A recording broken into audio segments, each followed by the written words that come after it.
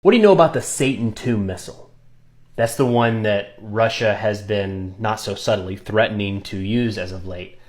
It's bigger, faster than most, but it's also Russia's state-of-the-art missile technology, which means that it's pretty secretive. We do have a couple general ideas, though, so let's take a look.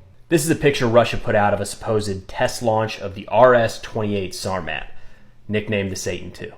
It's an intercontinental ballistic missile that, with the appropriate glide vehicles, is capable of hypersonic flight. That's fast, like greater than Mach 5 fast. The Satan II is a land-based missile, meaning it can be fired from a silo or carried around and launched from a truck, like up top there.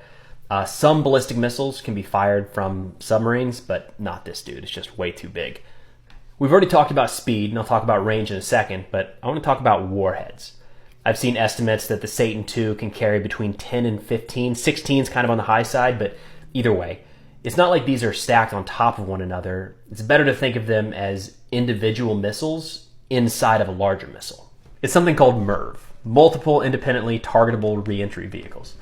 It's not unique to Russia. The US has these as well, but the way it works is that instead of one missile, one warhead, one target, a larger missile can carry multiple warheads that are released along the flight path to strike their own unique targets.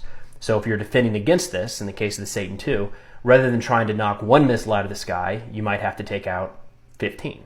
Usually when we're talking range of missiles, we use rings like this with North Korea, but we don't have to worry about that with the Satan II, because given the supposed 11,000 mile range and the size of Russia, the Satan II could technically hit anything. This is a map predicting how long it would take the Satan II to reach certain targets around the world.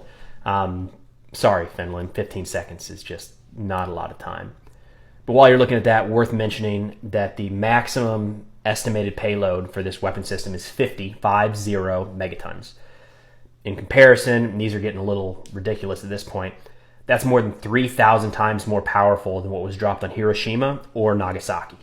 Now, while the Satan is bigger, faster, and its low flight profile makes it harder to detect, it still can be shot down with modern missile defense. And some analysts have said that while it is certainly a step forward in missile technology, it doesn't change the game altogether.